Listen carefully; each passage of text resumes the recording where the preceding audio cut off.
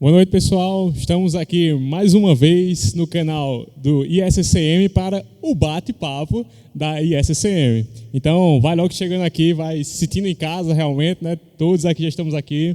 Eu, o pastor Waltz aqui, né? Os dois homens abençoados do Senhor estão aqui mais uma vez conosco, nos dando a oportunidade, né? De aprender mais da palavra de Deus e de temas polêmicos, né? A gente vai tratar hoje justamente sobre o cristão, né? E a política, né? Pastor Waltz, né?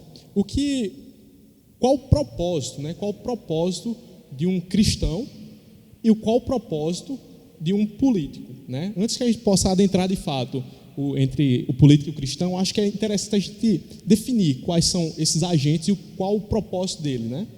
Pastor? Nesse caso aí, qual o propósito da política? Qual o propósito da política e do cristão, né? Os agentes. Certo. É interessante nós frisarmos, iniciando assim essa palavra, que nós devemos entender o que é política. Política é a ciência que trata dos assuntos internos e externos de um país. E falar de política, jamais nós podemos deixar Deus de fora, podemos dizer assim, desse assunto tão questionado nos nossos dias. Nós, em primeiro lugar, nós queremos destacar primeiramente a soberania de Deus e a política. Se nós não colocarmos Deus primeiramente, nós não vamos entender, né, o propósito, o fim da política, né? Então, quando nós olhamos para as Escrituras, nós podemos ver um Deus que é santo, um Deus que reina sobre tudo e sobre todos.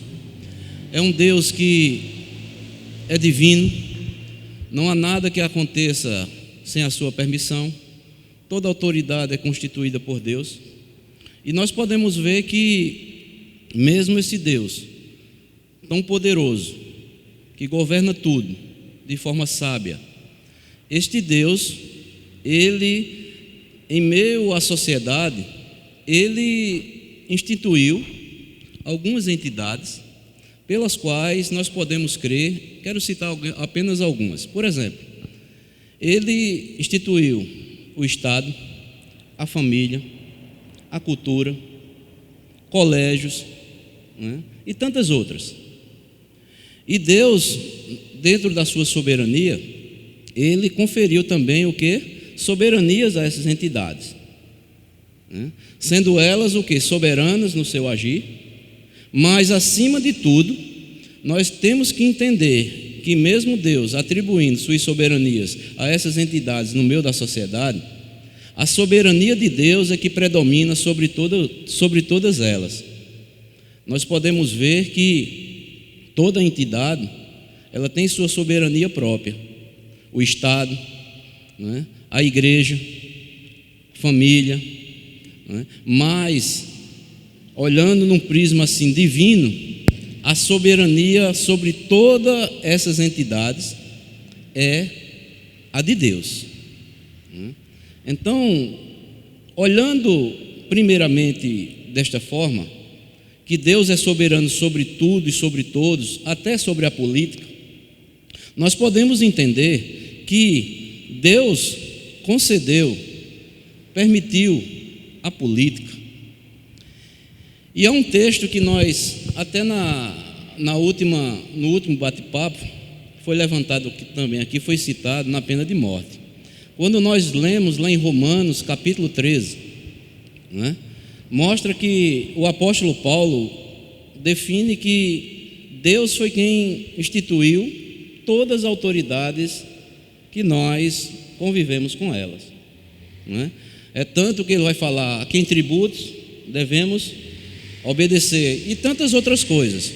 E essas instituições, elas foram concedidas por Deus a cada sociedade, a cada país, para que assim, aqueles que agissem, como fala lá, aos bons, Deus vai recompensá-los, e aos maus, Ele vai puni-los, né? Então, olhando nesse sentido, a política é algo benéfico em toda e qualquer sociedade. E sabendo disso, nós podemos ver que o nosso dever como cristão é nós estarmos o quê? Seja qual for a autoridade constituída por Deus, e trazendo para o tema de hoje a política, nós devemos estar o quê? Sempre clamando a Deus, para que Deus use de misericórdia com toda classe política, para que possamos ser o quê? Beneficiados, e o bem possa vir para as nossas vidas, e ele cada vez mais possa, através da política, estar o quê? Agindo de forma, refreando tudo aquilo que é mal e que é contra a sua vontade. E é interessante nós olharmos que, por que eu falei acerca da soberania? Quando você vai lá para o livro de Daniel, no capítulo 2, que Deus, ele é soberano sobre todas as autoridades, principalmente as políticas, né? Por quê? Porque você, quando olha lá, ele vai falar, Daniel, que Deus é quem tira o rei e Deus é quem coloca reis. Ou seja, os governantes da terra, soberanamente, Deus é quem o quê? Permite que eles o quê? Governem e ajam assim, trazendo o melhor para o quê? Aquela nação, aquele povo, e possam agir de forma correta, né?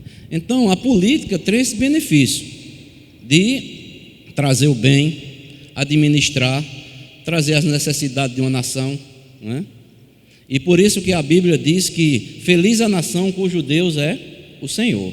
Então, uma nação, quando adora e conhece verdadeiramente o verdadeiro Deus, ela só tem o que? A ser beneficiada.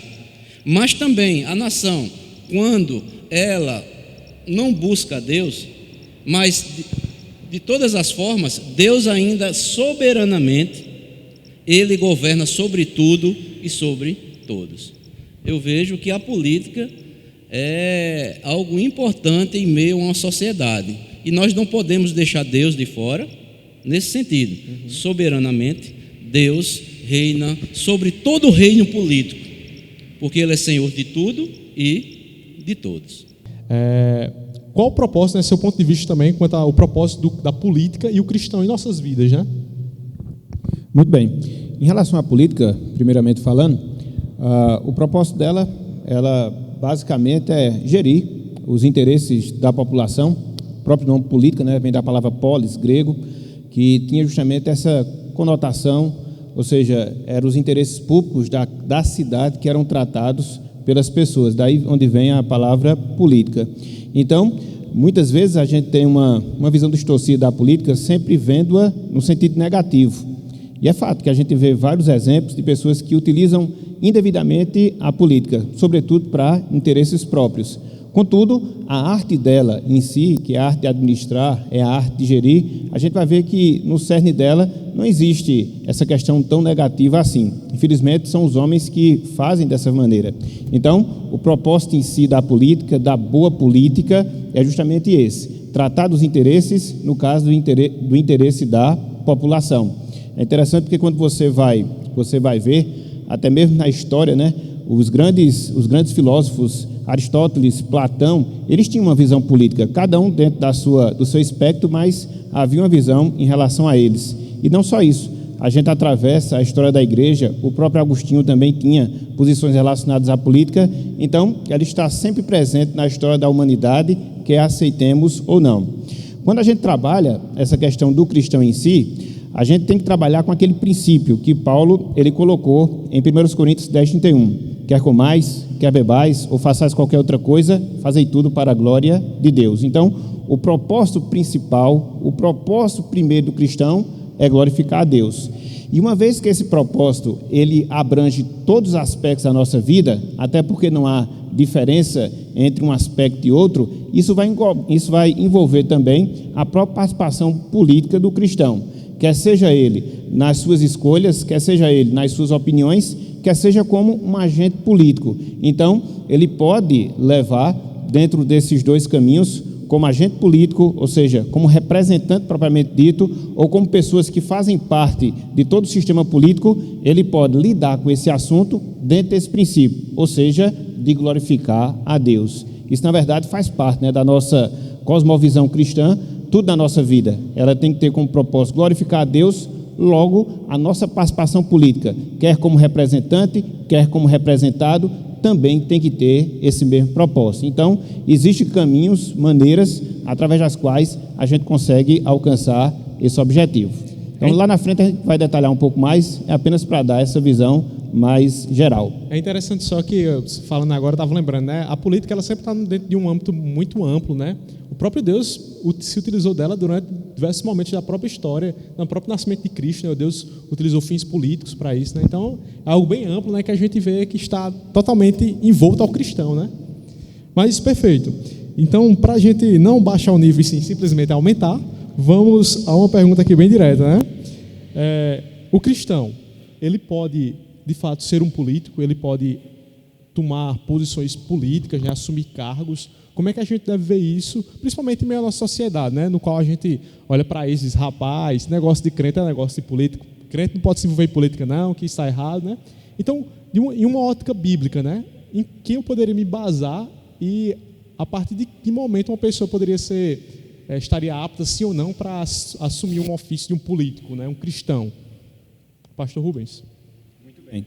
Então, essa questão da participação política, daí a necessidade que a gente tem que ter de uma cosmovisão, sobretudo cristã, porque quando você vai observar as próprias ordens, os mandados culturais que nós temos, quer seja lá em Gênesis capítulo 1, quer seja lá em Gênesis capítulo 2, isso antes do pecado, quer seja lá em Gênesis capítulo 9, depois do dilúvio, e nós temos quais ordens dadas por Deus a nós, seres humanos, que nós dominemos, que nós sujeitemos o mundo. Isso automaticamente vai carecer da participação política. Então, só por esse aspecto, por esse mandado cultural, por essa cosmovisão que a gente deve ter, como o mundo sendo o palco onde se desenrola a história de Deus e o mundo sendo o palco onde nós cumprimos as nossas responsabilidades, então aí a gente já vê a participação direta que todo e qualquer cristão tem na política.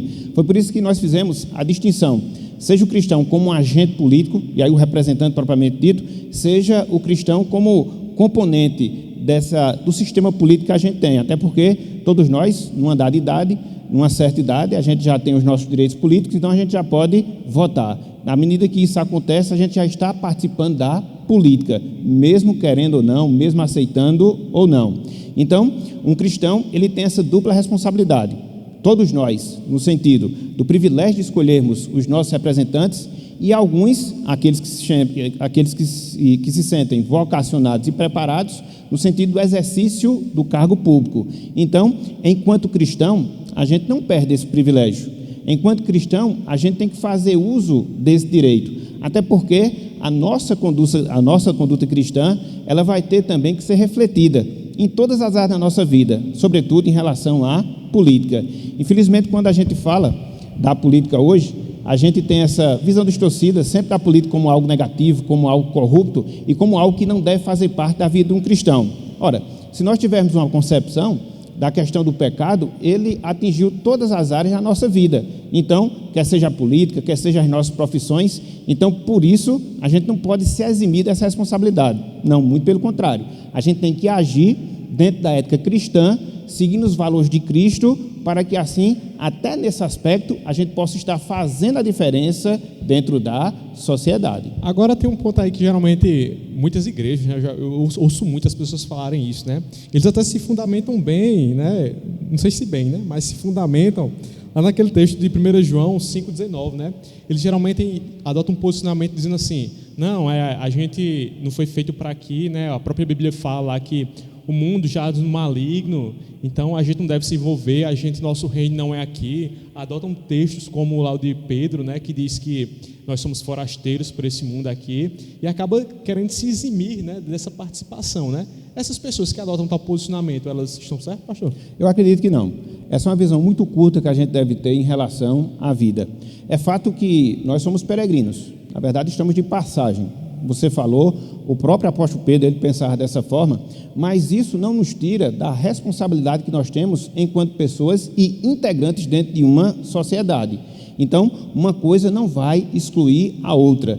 Por exemplo, você observa o comportamento do apóstolo Paulo, ele tinha cidadania romana, ele era um missionário, e em dado momento da sua vida, sobretudo quando ele foi preso injustamente lá em Filipos, ele fez uso da prerrogativa de cidadão romano e dos privilégios que essa condição tinha. Então veja que ele trabalhava nessas duas perspectivas. Ele era um cidadão do céu, mas ao mesmo tempo ele não esquecia da sua responsabilidade terrena. Então são essas coisas que a gente tem que considerar, porque senão a gente fica sempre com esse pensamento equivocado da política, como se ela e apenas ela fosse um aspecto negativo da nossa vida, quando na verdade, onde nós estivermos, automaticamente nós vamos levar a nossa natureza pecaminosa, e onde nós estivermos, de certa forma, teremos a influência do nosso pecado. Então cabe a nós fazermos o quê? Fugirmos dos aspectos da nossa vida? Não, cabe a nós, dentro do posicionamento cristão, exercermos o nosso papel de sal da terra, de luz do mundo, e assim viver como peregrinos no mundo, mas sem eximir-se da responsabilidade que nós temos aqui nesse mundo.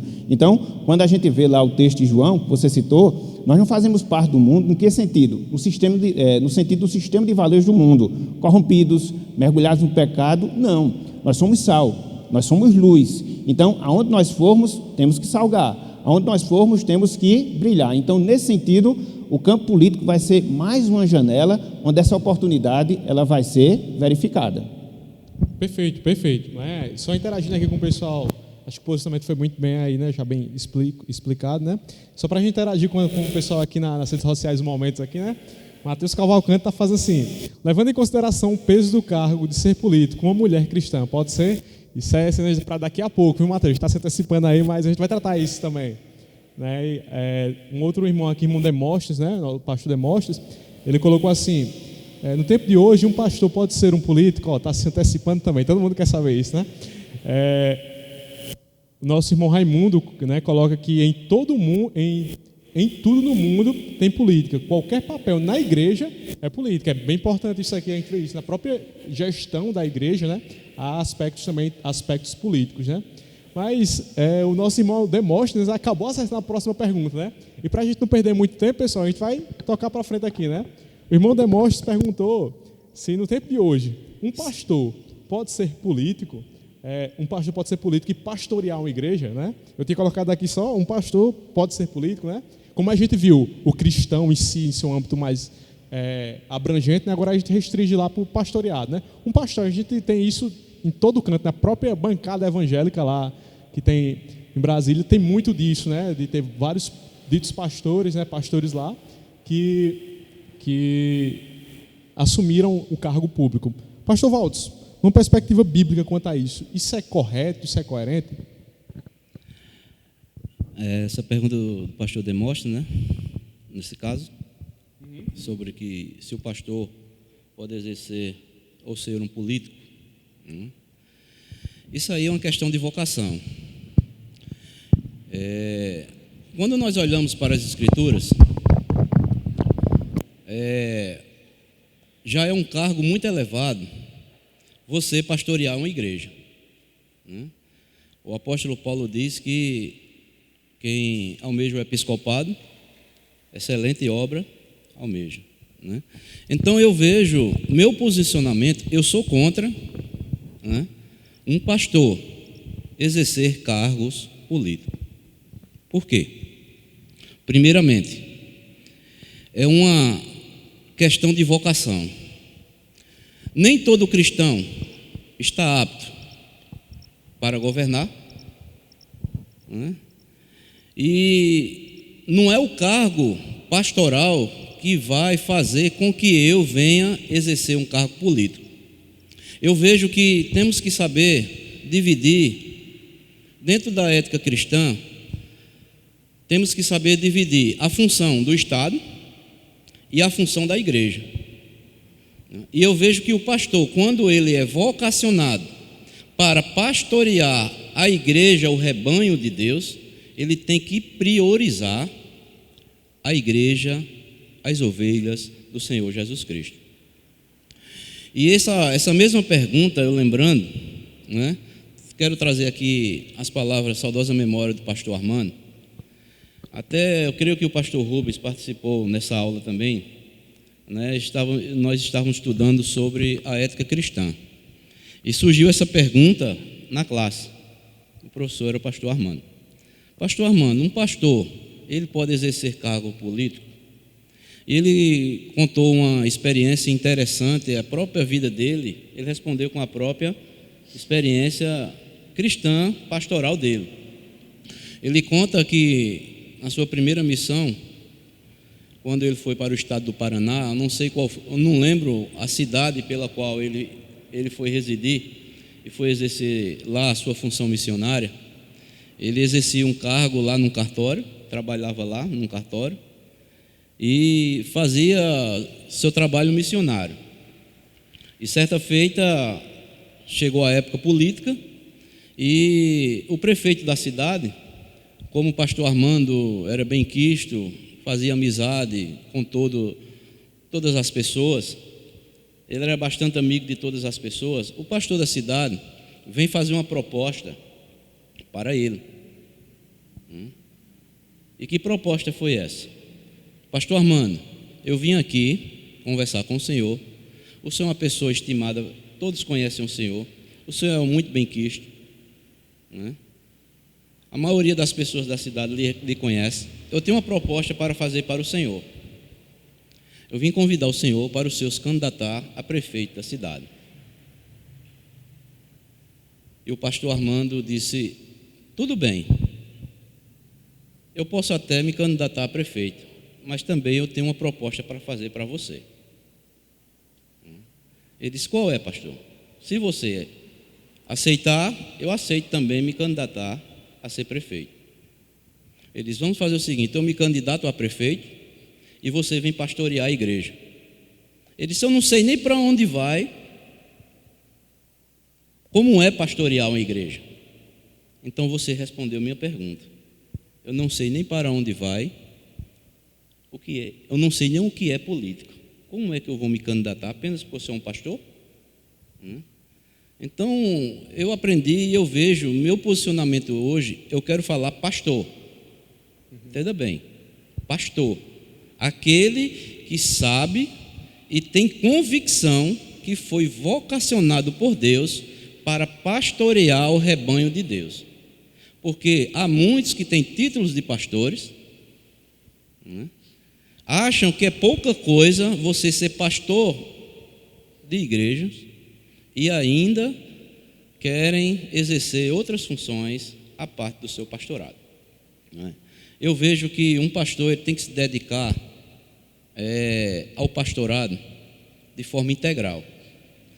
E se ele exercer um cargo político, né, todos os pastores que têm convicção da sua chamada, do seu ministério, por mais que ele faça ainda, ele sabe que vai ficar devendo muito ainda e que não fez tudo. Imagine um pastor, ele pastoreando uma igreja e exercendo um cargo político, né? Então, meu posicionamento, eu sou contra pastores que têm, repito novamente, que têm a convicção que foi vocacionado para ser pastor das ovelhas do Senhor Jesus Cristo. É interessante que esse posicionamento, né, que você está falando aí, a gente encontra muito contraste, principalmente hoje em dia, né? Porque às vezes não há uma certa noção quanto a ser pastor e pastorear, né, uma igreja.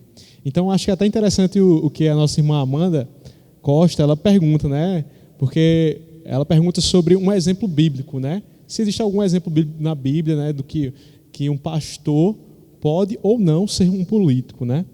E aí, só tentando lembrar também um posicionamento que as pessoas também adotam,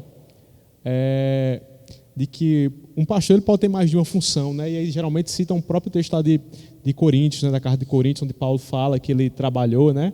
Se bem que Paulo, ele, não sei se ele pode ser datado como um pastor, né, uma vez que ele migrava, né? Mas como é que vocês veem isso, né? Existe de fato um exemplo bíblico de que um pastor ele não pode, né, ser político? Vocês se recordam aí?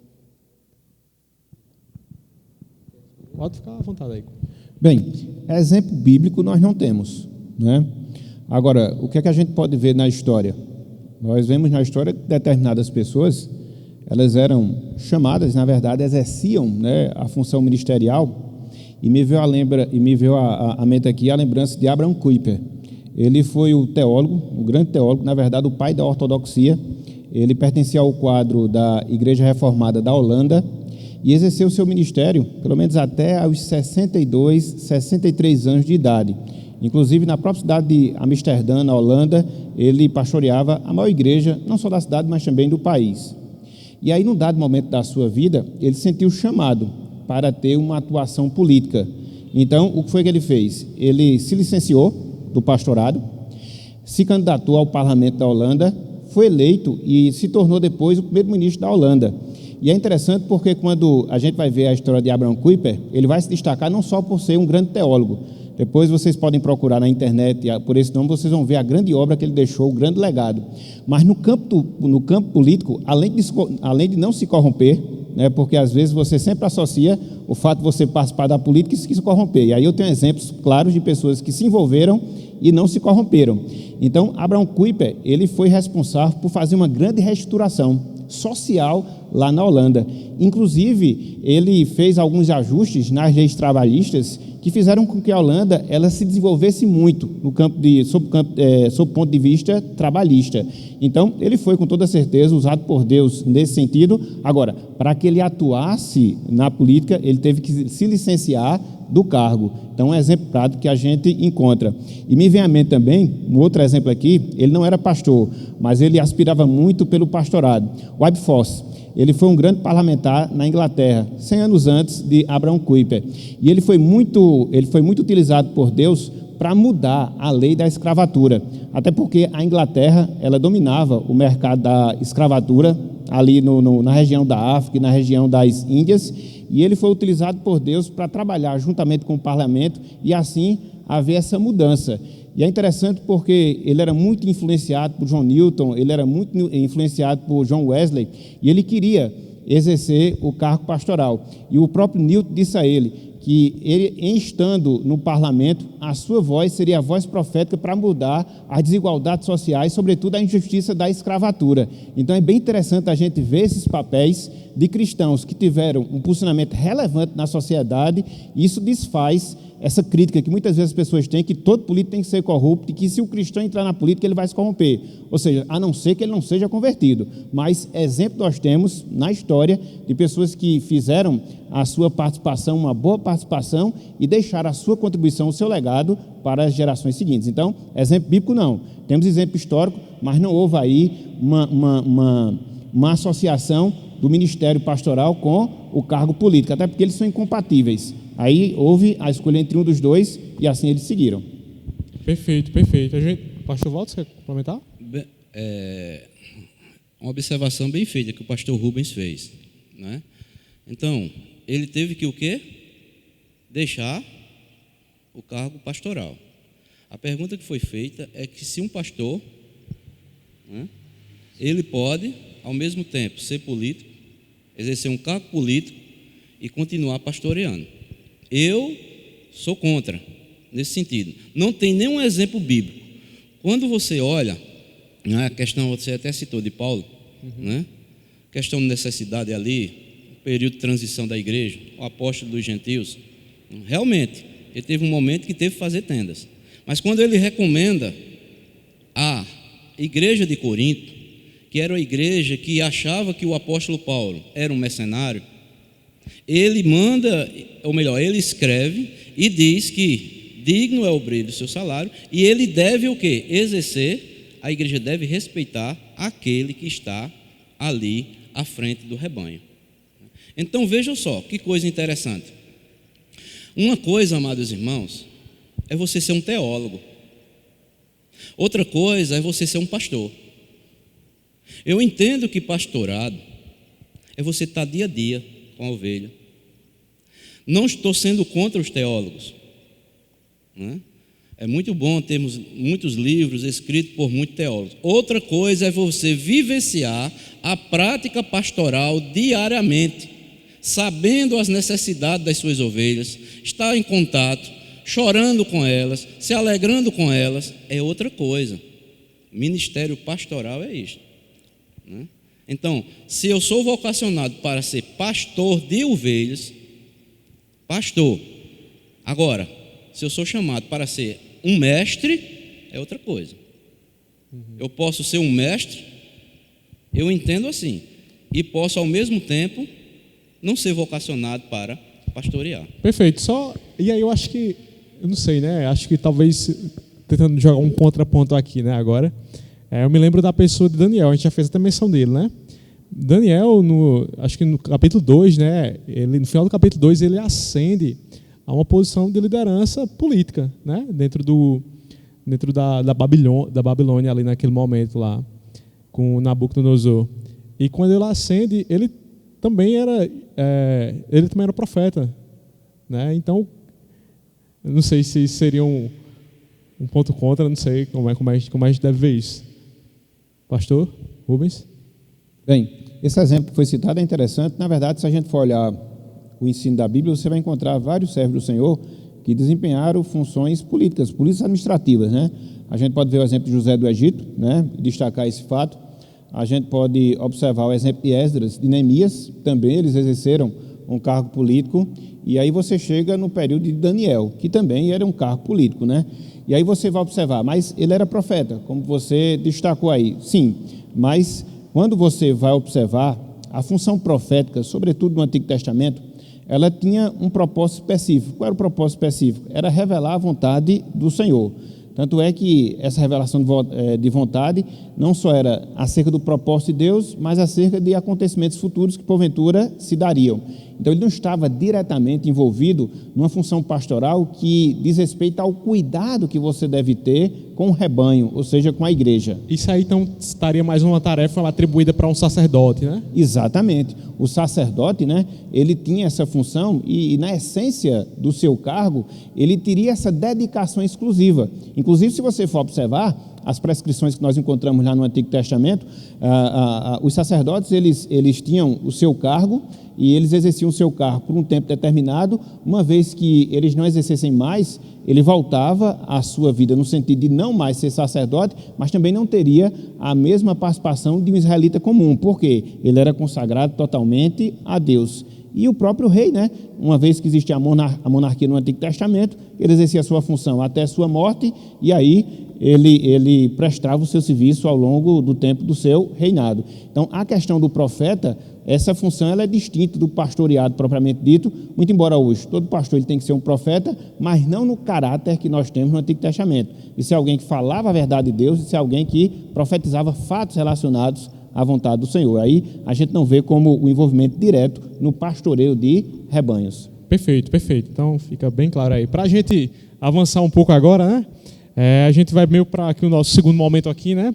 Que ele tem como um destaque que a sobreposição da esfera política na esfera religiosa, né? A gente tem o quesito da própria política, ela está querendo cada vez mais se desvincular, né, da esfera religiosa, uma querendo sobrepor a outra, né? Então, qual o posicionamento em um âmbito mais relacionado à igreja, né? Eu fui até mencionado aqui pelo irmão Jamerson Péricles, né? Péricles, irmão, ele fala do Engar, né? Ele fala assim, ó, um comentário ainda quanto a uma pergunta anterior, uma pergunta aqui anterior. Pastor, não deve entrar na política, porém o cristão vocacionado para a política deve sim participar da política. E a igreja deve preparar o cristão para entrar na política. Então a gente, ao considerar também esse posicionamento aí, né? A pergunta que surge aqui é qual deve ser o correto posicionamento da igreja perante a política, pastor Walter? Foi citado aqui o exemplo de Daniel, não é isso? Uhum. Aí eu pergunto, questão da soberania de Deus. Nós sabemos que Daniel foi levado exilado, né? Junto com Sadraque, Mesaque, Abdenego e tantos outros, mas apenas eles foram escolhidos para exercerem cargos políticos na Babilônia. Mas é interessante nós observarmos, né, que Daniel, ele não deixou-se levar vamos usar aqui um termo popular, pela sujeira da política. Nós sabemos que Daniel, os governantes lá do rei, levantaram um decreto, né, contra Daniel, injustamente. Mas Daniel tinha princípios. Ele foi fiel aos seus princípios, preferiu ser jogado na cova dos leões, né, do que o quê? Remover os princípios que ele tinha como um crente no Deus de Israel. Então a pergunta de James qual foi? Pastor não pode entrar na política. Não foi bem uma pergunta, né? Eu utilizei isso como argumento. Porém, o cristão vocacionado para a política deve sim participar da política. Creio que sim. Esse deve ser então um posicionamento da igreja. Se ele vê que é vocacionado, né? Agora, eu tenho aqui, até escrevi, eu sabia que ia surgir essa pergunta. No entanto, o cristão, ele deve saber onde está entrando. Pois uma das características da política, como eu falei aqui, é o jogo sujo. Ele não deve se deixar levar. Nosso país, aqui, vou citar aqui, por propinas, por acordos injustos, mentiras e tantas outras coisas. Ele tem que entrar sabendo já, aí vem a orientação de quê? Da igreja. Preparar. Ele tem que saber onde está entrando. E se que ele quer entrar, o princípio que ele tem que entender, como o pastor Rubens, quer comamos, quer bebamos, seja feito tudo para a glória de Deus. Ele tem que exercer o cargo político. Se ele vê que é vocacionado, ele vá com a intenção de glorificar a Deus, honrar como homens do passado. Porque muitas vezes é de praxe, né? Cita os exemplos de pessoas do Antigo Testamento, né, que exerceram funções políticas. Realmente, José do Egito, olha o que José do Egito padeceu para poder chegar lá, e ele não quebrou nenhum dos seus princípios. Veja o que Daniel sofreu. Sadraque, Mesaque e Abdenego foram jogados na fornalha lá, mas não cederam os seus princípios. Então o cristão, ele pode ser chamado, se ele se sente vocacionado, ele tem que saber onde que está entrando. E ali o princípio, melhor dizendo assim, que ele deve exercer aquele cargo político é para glorificar a Deus. Embora que ele seja escorraçado e tantas coisas possam surgir, como aconteceu com José do Egito, né? Como Daniel e tantos outros homens que exerceram funções políticas, né? Ele tem que saber que a função dele, se ele entrar na política, é para glorificar a Deus. Manter a ética cristã acima de tudo, tem que honrar os seus princípios cristãos, não é? Então, não sou contra alguém que se sente chamado ou vocacionado para a política, desde que ele saiba onde está entrando. E é dever da igreja prepará-lo, né? E ele se veja preparado para enfrentar todo o quê? O mundo, né? O sistema, que muitas vezes na política é corrupto, é sujo e tantas outras coisas, e ele jamais deve remover aqueles princípios fundamentais da fé cristã. Eu entendo e vejo que biblicamente é correto nós orientarmos pessoas que se sentem vocacionados para a política nesse sentido, e tem que saber onde está entrando. Perfeito. Certo? Pastor Rubens, quer comentar rapidinho? Eu só queria complementar aqui, eu achei bem interessante essa palavra do nosso irmão Jamerson, e aí puxando um pouco a brasa para a nossa sardinha, nós congregacionais, cujo governo ele é democrático, né, o governo do povo. Nós somos congregacionais, batistas, nós entendemos um pouco disso, né? O nosso próprio sistema eclesiástico, ele é um sistema que, de certa forma, prepara as pessoas para a política. Por quê? Porque na igreja congregacional, como o seu regime é democrático, ou seja, são os irmãos que conduzem, são os irmãos que tomam as decisões, tanto é que os irmãos participam da Assembleia da Igreja, que é o local no qual nós decidimos tudo aquilo que envolve a igreja. Você vai ver que, de certa forma, é um sistema político que nós temos. Por quê? Você tem assuntos que são encaminhados, são levados para o Conselho de Oficiais, depois são feitos pareceres, assuntos são debatidos dentro da igreja, onde cada um tem a sua participação em termos de argumentação e depois votação. Então, se nós soubermos utilizar bem o nosso sistema democrático, a gente já vai estar dando uma boa preparação para políticos. Agora, bons políticos, viu? Diga-se de passagem. Agora, o que muitas vezes acontece é que nós não valorizamos o nosso sistema democrático.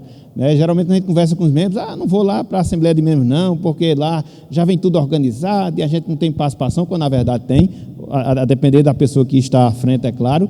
Então, se os crentes soubessem, no caso os congregacionais, os batistas, utilizar o seu sistema de governo, elas já seriam, de certa forma, preparadas já para atuar no campo político, porque, guardadas as devidas proporções, os princípios são quase iguais. Ok? Só essa deixa aqui, porque às vezes a gente não fala ligação, e aí a gente tem que chamar, tem que trazer a brasa para a nossa sardinha.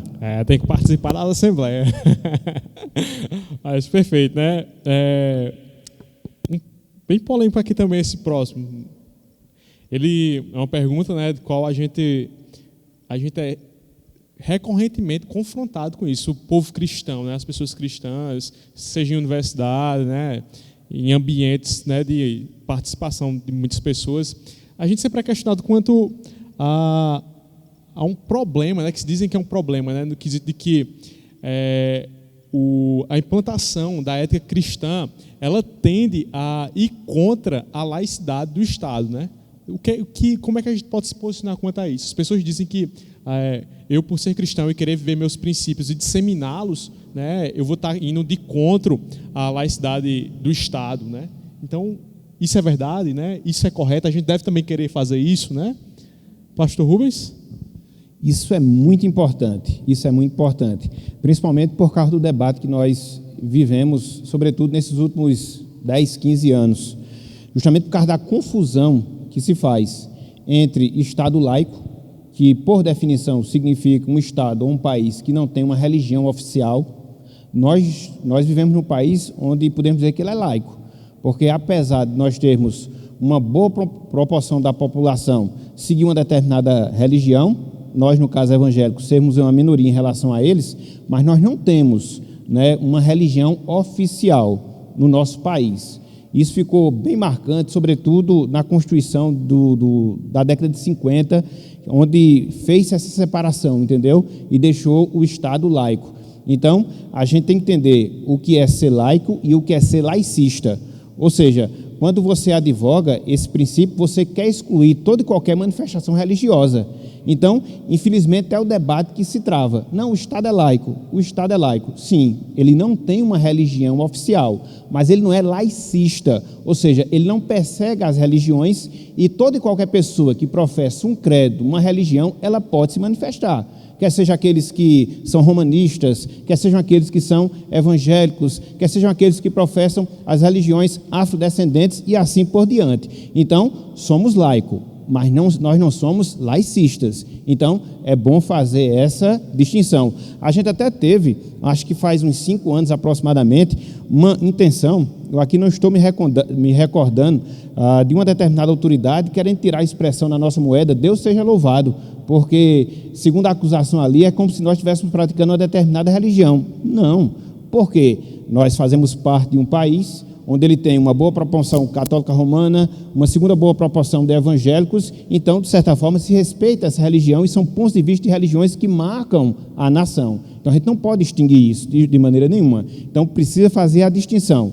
O que é ser um Estado laico e o que é ser um Estado laicista. Nós somos um país laico, mas não laicista. Então, quer dizer que, por exemplo, em propostas lá no Congresso que advogam contra ou a favor, né, dos meus princípios, isso é válido, né? Não entendi. Os propostas que podem rodar no Congresso lá, né, e que advogam a favor ou contra os meus princípios, isso é totalmente normal e aceitável dentro do sistema democrático qual a gente vive, então. Né? Com certeza. E, sobretudo, quando você trabalha com a ética cristã, que é algo que muitas vezes as pessoas não consideram. Então, nós, por exemplo, como cristãos, nós somos regidos, em termos de resumo, por 10 leis, por 10 mandamentos, que nós encontramos lá no Decálogo. E aí você percebe que esses 10 mandamentos, eles se subdividem em 2 grupos. Naqueles que regem o meu relacionamento com Deus e naqueles que regem o meu relacionamento como pessoa. Então, isso é a ética que nós temos no nosso relacionamento interpessoal. E se nós observarmos os 6 mandamentos que coordenam a minha relação com o próximo, todos eles fazem parte de uma ética normal. Ou seja, assassinar é errado, quer seja aqui no Brasil, quer seja num país ateu. Mentir é errado, quer seja aqui no país, no nosso país, quer seja num país ateu. Desrespeitar as autoridades constituídas é errado, quer seja no Brasil, quer seja num país ateu. Então, quando você vê a ética que nós encontramos nos 10 mandamentos, em especial nos 6 últimos, vocês vão ver que são princípios que se adequam independente do país, da profissão de fé daquele país. Por quê? Porque são ordens que regem o relacionamento interpessoal universal. Daí você vê a preciosidade da palavra do Senhor. Não é que a gente defenda, que na verdade, no fundo, a gente está defendendo os princípios da palavra, mas princípios esses que atendem todo e qualquer nível de relacionamento humano. Então, você percebe aí a distinção da palavra de Deus em relação a outros livros ditos espirituais ou religiosos que nós temos por aí. Então, ao defender os princípios bíblicos, automaticamente nós estaremos defendendo princípios que são universais para uma boa convivência em sociedade, para uma boa convivência humana. Até nisso, a gente leva vantagem. Pastor, votos? Pastor Rubens, citando aí essa questão, nosso país é laico, e sobre as notas, né, que tem Deus seja louvado, né? E houve uma confusão, eu estava assistindo até num dos programas deste televisão aí, sobre o questionamento, por sermos um país laico, né, em várias repartições públicas, né, usam-se o crucifixo, né? Então, é um laico, né, que não é laico, né? Na verdade, tem grande influência o cristianismo, tanto da parte dos católicos, como também dos evangélicos, mas na verdade que abraça todas as religiões, né? Então, A gente acaba tendo uma supremacia por causa do volume, né, populacional, isso, ser mais cristão, né? A gente tem isso de uma forma mais expressa na sociedade, né? Mas... E só para a gente fazer uma observação interessante nessa questão da lei, né? Eu não sei aqui quantos já leram a Constituição Federal, né? A Carta Magna de 88, mas se você olhar o preâmbulo que nós temos lá na Constituição, ela foi promulgada sob a proteção de Deus. Então nós temos artigos aí definidos que permitem a liberdade religiosa de qualquer credo, entendeu? Por isso nós não somos laicistas, e aí que a gente vive aí englobado com todas essas religiões e respeitamos a religião, sabendo que a nossa Constituição, no seu preâmbulo, ela foi promulgada sob a proteção de Deus. Então, não tem como você tirar essas coisas, felizmente, melhor dizendo, não tem como a gente tirar essas coisas. Perfeito, só que isso aí gera um outro problema, né? Às vezes a gente vê posicionamentos até de próprios cristãos, ditos cristãos, né? Que eles querem, advogam também pela implantação da ética cristã a todo custo, né? Elas simplesmente ignoram que muitos pastores tomando palanques aí, querendo advogar por seus princípios, né? De uma forma de impor aquilo, né? Querer impor aquilo de uma forma até mesmo às vezes não nem tão democrática, né? Mas querendo que aquilo se firme. Esse tipo de posicionamento, né? De querer colocar as coisas de maneira abrupta, de todo jeito, né? É algo que é defendido pela Bíblia ou não? Pastor Waltz? Eu vejo que isso aí já está partindo para o lado do humanismo. Aquilo que eu falei. A igreja tem que saber dividir. Igreja é igreja. O Estado é o Estado. A igreja não deve exercer a função do Estado, com os deveres que o Estado tem. E a igreja deve exercer, ela é soberana no sentido de quê? De exercer a função que ela recebeu da parte de Deus. Ou seja, nós pertencemos a 2 reinos. Como cidadãos da terra aqui, nós temos direitos e temos deveres para com a sociedade.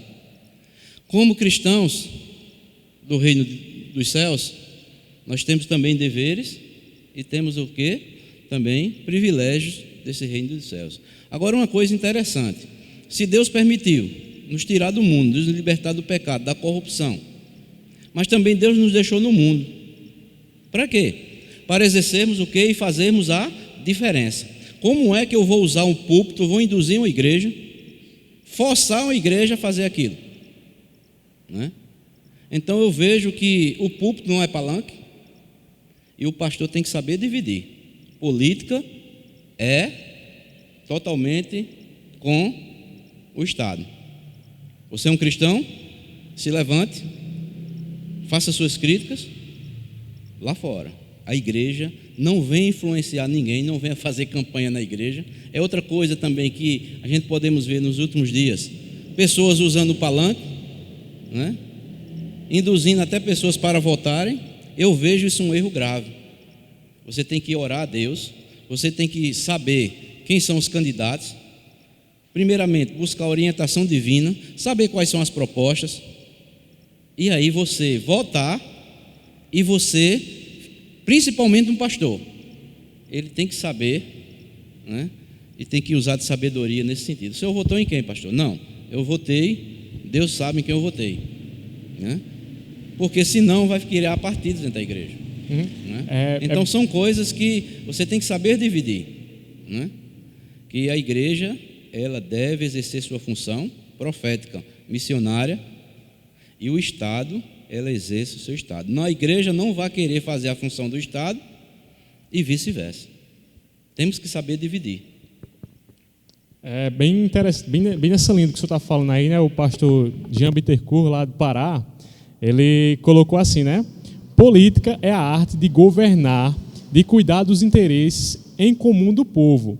O pastorado é a vocação dada por Deus a fim de que, através do pastor, a igreja seja conduzida ao propósito do reino de Deus. Ele meio que nessa colocação consegue fazer justamente o que o pastor estava falando aí, a distinção, né, dos papéis exercidos por cada esfera, né? Mas aí tem, interagindo aqui com o pessoal nas redes sociais, né, nosso irmão, eu não sei falar o nome dele direito, né, e o Alisson, né, ele diz o seguinte, né, e aí para lançar essa pergunta aqui: o cristão vocacionado para a política, sabedor de que a maioria dos partidos defende princípios que vão de encontro à Bíblia, poderia ele se filiar a esses partidos ou ele deveria criar outro partido? E aí, pastor Rubens? Boa essa pergunta, viu? Muito boa. Veja, a primeira coisa que a gente tem que entender é que na nossa legislação eleitoral é vedado, ou seja, é proibido a candidatura avulsa. Então, para você se candidatar a qualquer cargo eletivo, obrigatoriamente você vai ter que se filiar a um partido político. Não tem como você fazer por outro caminho. Há outros países que permitem aquilo que a gente chama de candidatura avulsa, mas no caso do Brasil, com a regra que a gente tem vigente, acredito eu que não vai mudar, porque de certa forma isso engloba um sistema, mas eu não vou entrar nesse aspecto agora. Então, o que cabe a um cristão?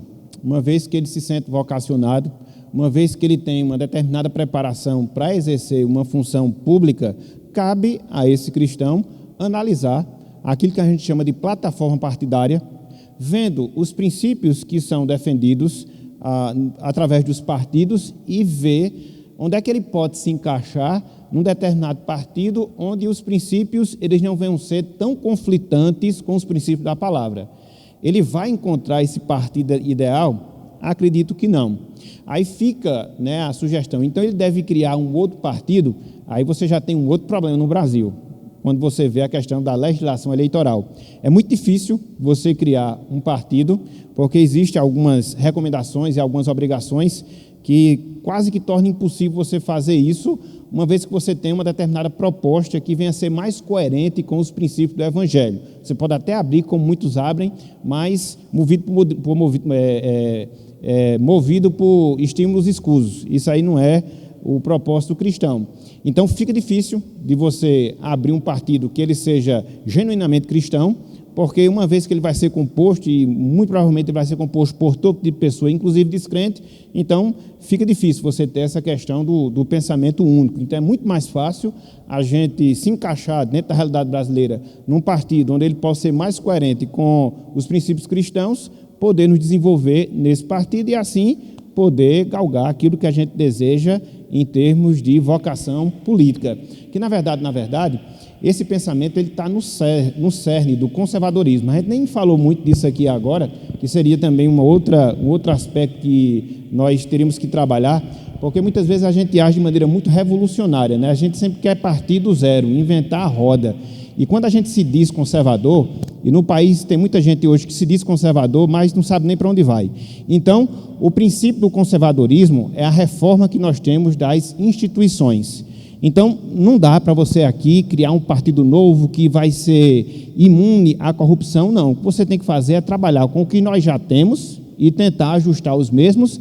Ele não vai se adequar nunca a uma perfeição, mas pelo menos vai chegar mais próximo daquilo que deve ser. Então, esse é um pensamento conservador. Essa é a visão conservadora que deve caracterizar o pensamento de um cristão. Ou seja, é ele poder ver as instituições afetadas pelo pecado, mas poder estar dando a sua participação sem querer começar do zero.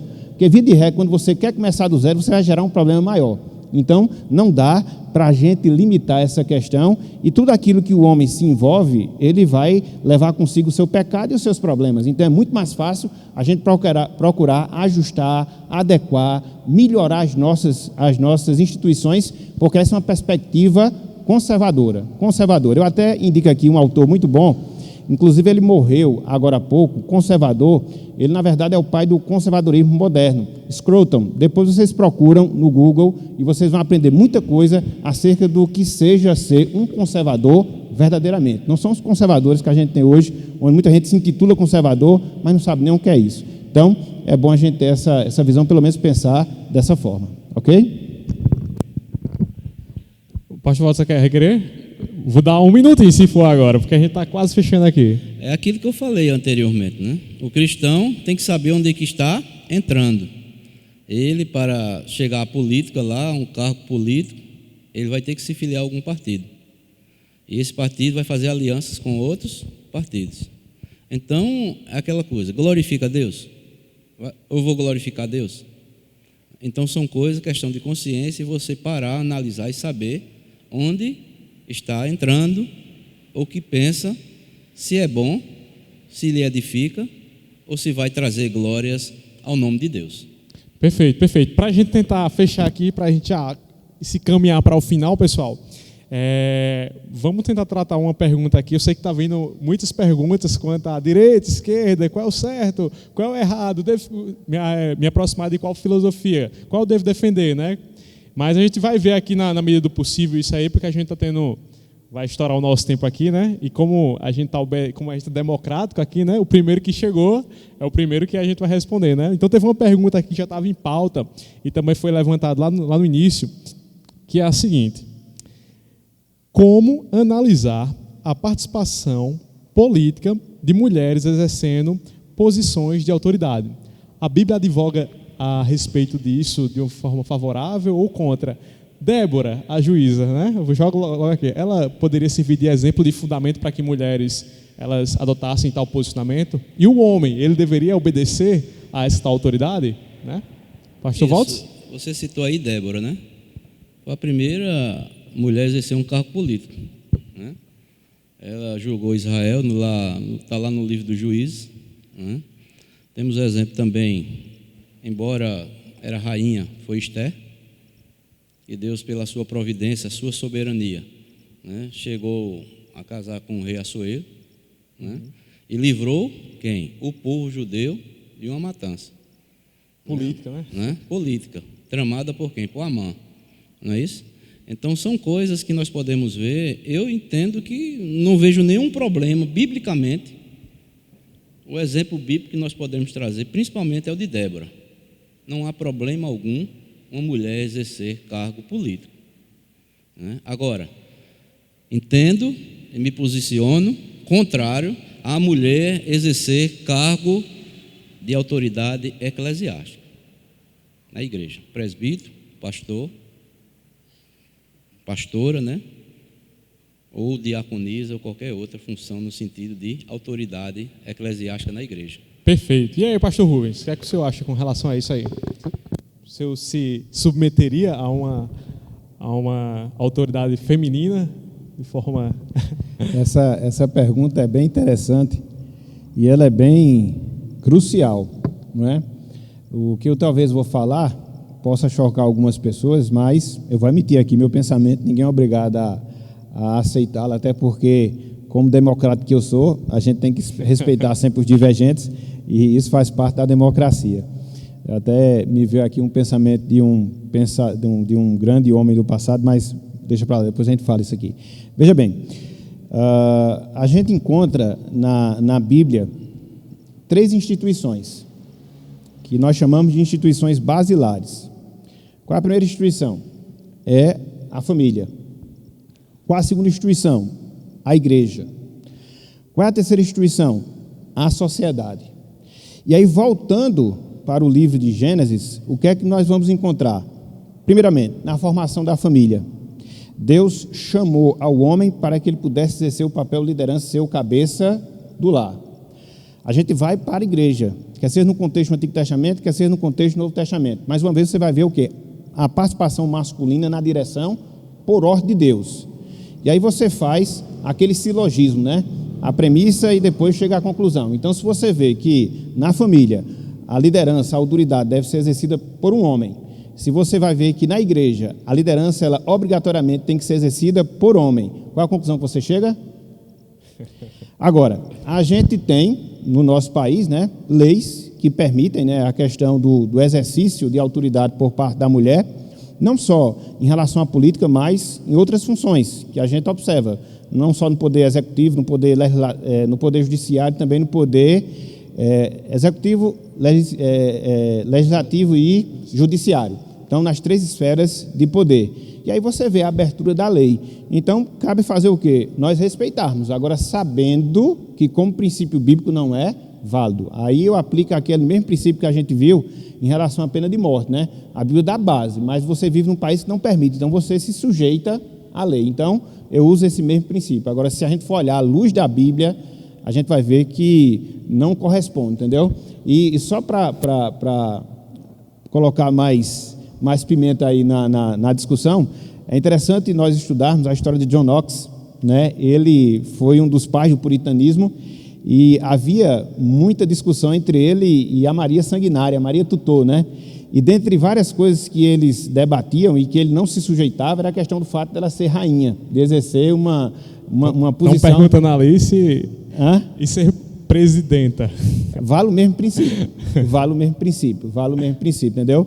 Agora, de acordo com o que a gente vê em Gênesis, para a família, para a igreja, automaticamente a gente tem que ver para o Estado. E não queira ver nessa palavra algum pensamento machista, misógino, não. É você entender, como eu falei nos debates relacionados à pena de morte, em Gênesis você encontra o princípio para tudo. Então, se você for ver esses princípios lá, você vai ver que eles não são revogáveis. Então, é aquela questão que eu gosto sempre de dizer, o pau que bate em Chico, bate em Francisco. Então, se eu pego o princípio de Gênesis para defender a autoridade no lar, a autoridade na igreja, eu tenho que também ter esse mesmo princípio para o Estado. Então, ele vai ser receptível? Não, mas é o fato que a gente vê na Bíblia. Então, o senhor advoga que Débora naquela posição era justamente, como muitas pessoas também advogam, que Débora assumiu aquele posicionamento porque os homens não estavam tomando a frente? É isso? Na questão de Débora, inclusive alguns usam até mesmo para defender a consagração, a ordenação feminina, que é errado. É aquilo que eu disse, eu advogo a autoridade masculina na família, na igreja e também no Estado. Então, o caso de Débora, ele deve ser visto como uma exceção. Por quê? Em primeiro lugar, era um período de frieza espiritual que estava marcando o povo de Israel, onde os homens, pelo fato de Deus ter dado a eles esse papel de autoridade, não está cumprindo com as suas respectivas incumbências. Então, vejo que Deus levantou Débora como juízo seu para poder mostrar o nível de passividade masculina e a falta de adequação que os homens tinham em relação àquilo que Deus queria. Então, eu vejo ali um caso extraordinário que, na verdade, revela a punição de Deus para nós homens quando nós não exercemos o nosso papel. Não vejo uma regra, vejo uma exceção e vejo também uma forma de punição de Deus em relação ao seu povo. Ok? Perfeito. Pode ir. Rapidinho, viu? Esse caso, a questão de Débora, né, é interessante que você vai ver lá, ela é um exemplo para todas as mulheres cristãs. Cargo político. Né? Então, aquilo que eu falei. a mulher exercer cargo político, agora eclesiástico, né? Então, tem os princípios aí, nós não vamos entrar em detalhe, que tem mais tempo, o tempo está curto, mas eu me posiciono nesse sentido, né? Na política eu não vejo problema que a mulher exerça um cargo político, né? Então, você vai ver vários exemplos no dia a dia que nós vemos, que mesmo o pastor falando aí, que foi como juízo, né, de Deus, né? E os homens lá, caso de Sansão mesmo, Sansão foi levantado como juiz, mas deu um péssimo exemplo e Deus ainda o recuperou antes dele morrer. Então, olhando que cada um, nesse sentido, a mulher, ela, embora tenha a função de mãe, de esposa, ela pode exercer outra função fora, né? Agora, partiu para o lado eclesiástico, nesse sentido, não é? Quando você vai para o Novo Testamento também, principalmente no Novo Testamento, você não tem base bíblica. Perfeito, perfeito. Só para a gente fechar aqui agora, algo bem polêmico que aconteceu aí nos últimos meses, né? E chamou muita atenção, né? Eu particularmente estava lendo essa reportagem, né? E é de um grupo bem conhecido assim, né? Por chamar a atenção aqui no Brasil, né? O Intercept, né? Acho que os pastores têm conhecimento.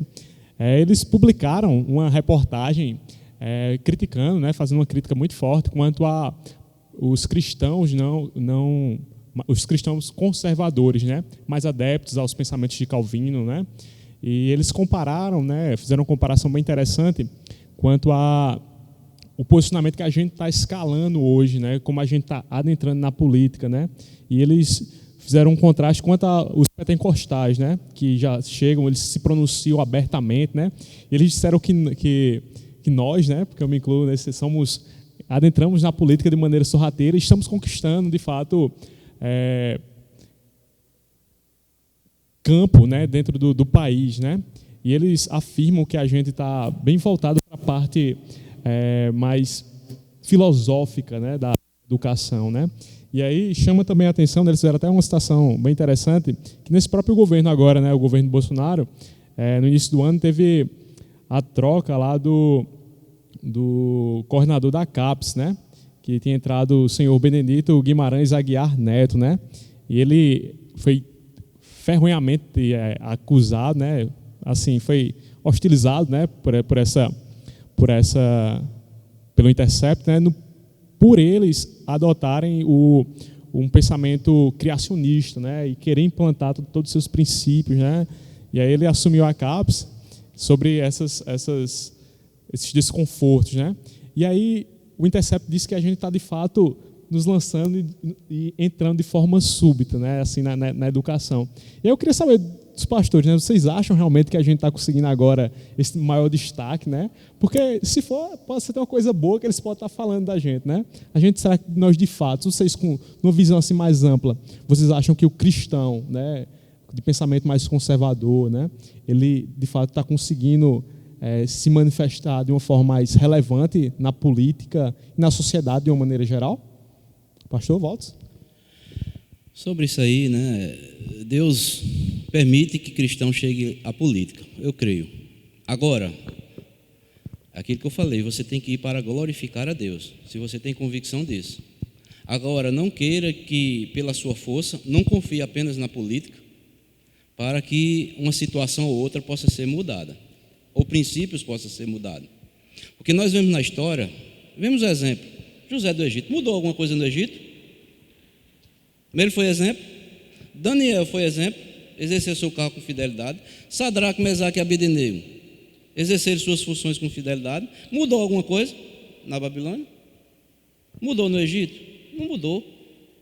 Então Deus, Ele é soberano para que cada vez mais governos, nações, impérios se tornem cada vez mais o quê? Indesculpáveis diante de Deus. Se Deus levantar alguém lá, questionar sobre o criacionismo, ele é favorável ao criacionismo, aqui o nosso país ensina o evolucionismo, né?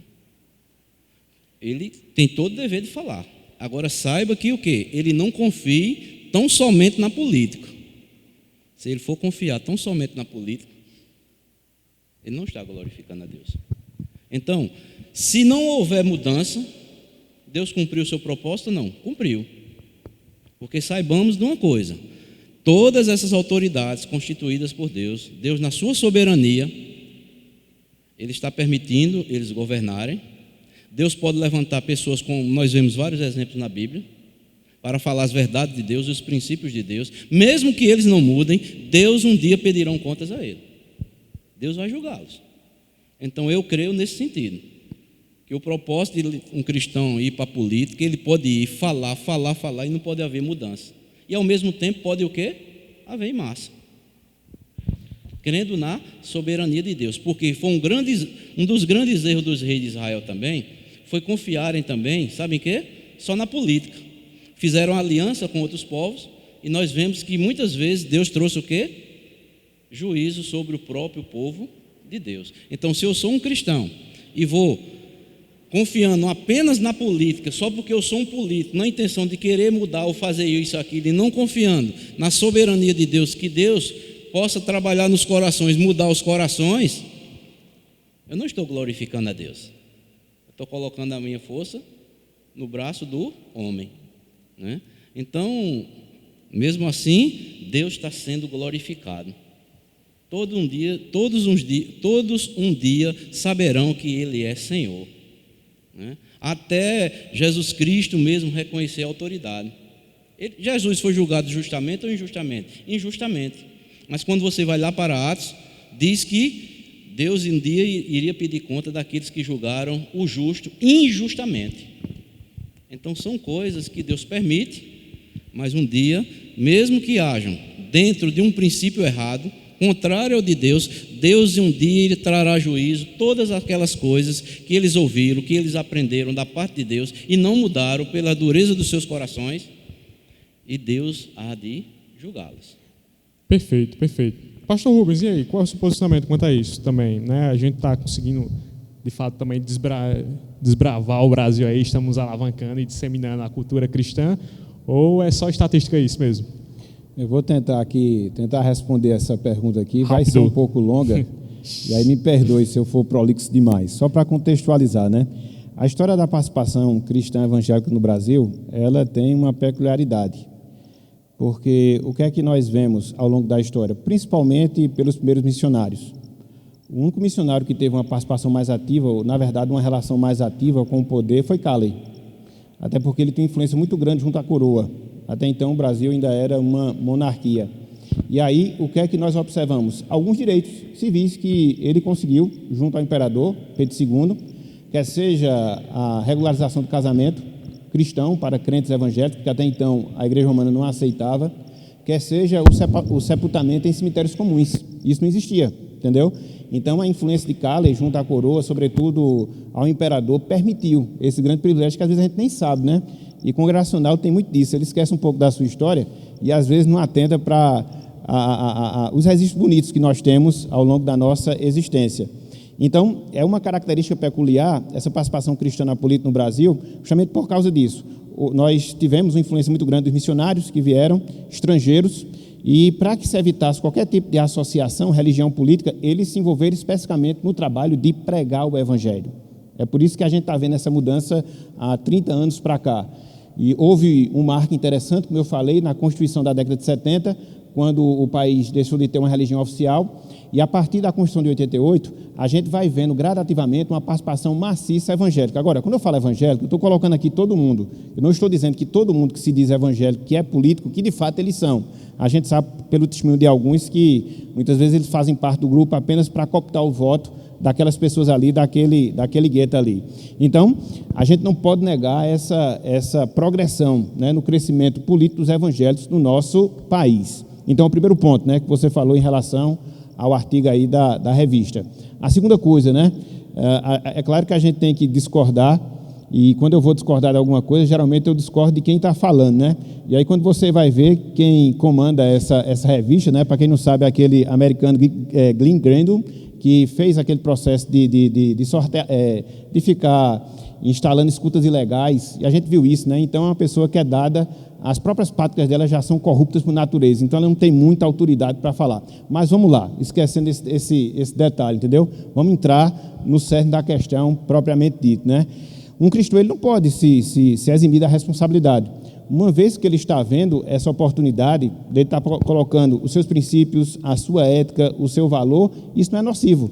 Até porque a gente teve, ao longo desses últimos 30 anos, né, uma visão política, uma visão da sociedade, sempre num determinado lado, sempre num determinado espectro político. Então, é mais que natural, até porque a gente vive num país democrático, que a gente possa dar oportunidade a outras pessoas de outros espectros políticos, que é o que está acontecendo hoje. Não só espectro político, filosófico e também acadêmico.